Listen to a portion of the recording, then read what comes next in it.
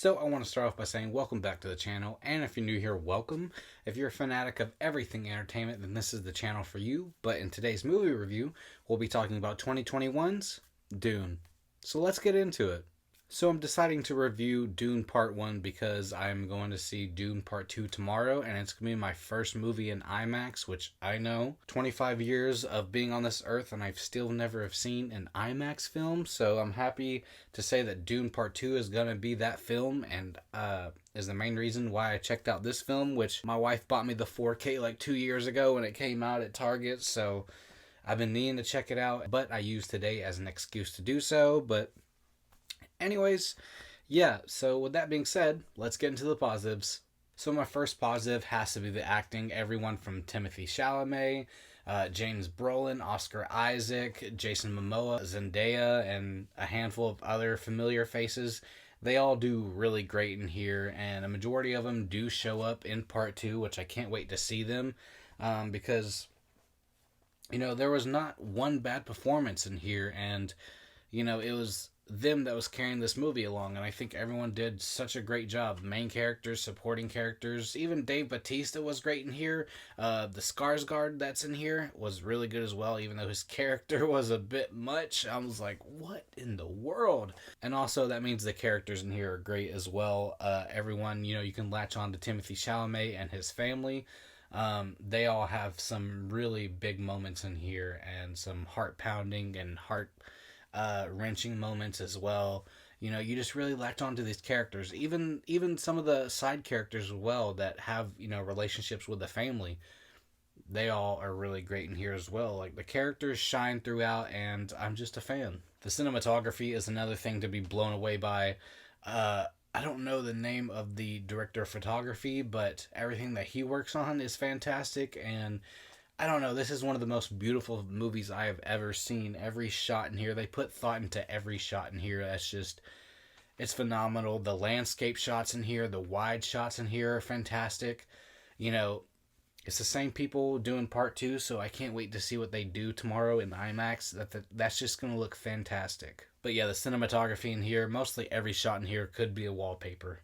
And the set design in here is crazy, dude. Like, regardless if it's like an exterior shot or an interior shot, or just the landscape themselves, everything, the world building in here is fantastic, and that goes with the set design, that goes with the costumes and the vehicles used. It's just fantastic, and you really buy into the world of Dune, because everything just looks fantastic. There are some out-of-world things in here that I have never seen before, and there's just so many new things that this film brings that I've never seen before. And the vehicles in here, there's one that looks just like a fly or a dragonfly. That is just crazy. It actually moves like an actual dragonfly, and I thought that was just crazy, dude. And there are some intense scenes in here as well, regardless if it's like training scenes or the sandworm scenes. Those are really heart pounding, and you're really on the edge of your seat throughout those scenes. And the score just elevates this film. I have to give praise to the composer of this film, because the score in here, like I said, it elevates every scene that uses the score, regardless if it's subtle or over the top. The score is utilized fantastically in every scene that it's in. The ending is another highlight, because I'm guessing it leads into Dune Part 2 and is just one way to end a film, because it honestly picked up the film for me, but I'll get into that in a minute. But yeah, the ending in here just had me excited for Dune Part 2 tomorrow, which I can't wait for that. But with that being said, let's move on to the next section with this review. I love that this film is so vast, but it does suffer from something, which is why I'm putting it in the mixed, even though I am like blown away by most of this film and how many characters there is. But we don't get enough of certain characters in here. There are great actors portraying these characters, but we don't see enough of them, regardless if it's Josh Brolin or Michelle Ferguson. Yeah, I'm hoping we get more of them in the second film, but I just felt like they could have built onto those characters a bit more. And there's other actors in here that I can't think of right now, but like, it's just such a vast world that they build in here that it just, I get why there's multiple films, but I'm hoping that the next film they build upon those characters. Another thing I'm mixed on is like we don't have time to build on certain relationships. I am gonna get into spoilers, so with that being said, if you don't want to be spoiled, then click off this video. I do recommend this movie highly, so just know if you've never seen it before, you need to check it out. But Timothy Chalamet's relationship with his father and Jason Momoa's character, I wish they could have built upon that a bit more, and we could have had a few more scenes with them, because there's only like one major scene that all these characters share, and I would have loved to have seen them dive deeper into those relationships. But either way, you know, everyone is fantastic in here, so you do latch on to them regardless if, you know, they don't have that many scenes together showing said relationship. And the last thing I'm mixed on is just the runtime in here. It is 2.5 hours, but for the first 2 hours, the pacing was great. But like around 2 hours and 5 minutes, I was looking at my watch being like, is this thing almost over? And it said it had like 35 more minutes. And I'm like, all right. Like, I wasn't pissed off about it. I was like, oh my God, 35 more minutes. I was like, all right. Like, it felt like there was like a big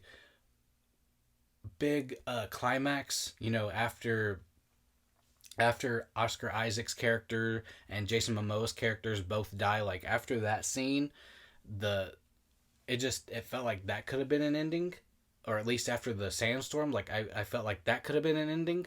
But what we do get afterwards, it's not bad. It is good. And then they do pick themselves right up after the duel between Timothy Chalamet's character and someone else. I don't remember the character's name. I just saw this movie like a few minutes ago, and I can't really wrap my head around everyone's names and stuff. So the way that this film ends is fantastic, and it had me like amped, and I was like, that is how you end a film. Like, the ending just picked it up for me. So like I said, that's why the runtime is in the mix section, because it's not entirely a negative, because it picks itself up right at the end, and it just had me excited for the next film. So yeah. So with that being said, let's move on to the negatives with this film. My only negative was the fact that I basically figured out who died in here.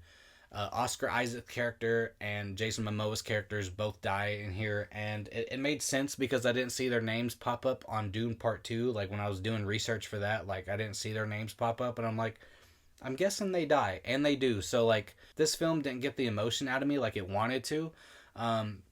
Like if I didn't know that they were gonna die, or at least if I didn't suspect that they were gonna die, like, it would have hit me a lot harder than it did. So those scenes where their characters die, like, I did feel something. I'm not saying I'm like cold hearted or whatever, but it was just the fact that, like, I basically already knew because I suspected, so it didn't hit me as hard as this film wanted it to. But with that being said, I'm going to be giving 2021's Dune an overall grade of a 90%.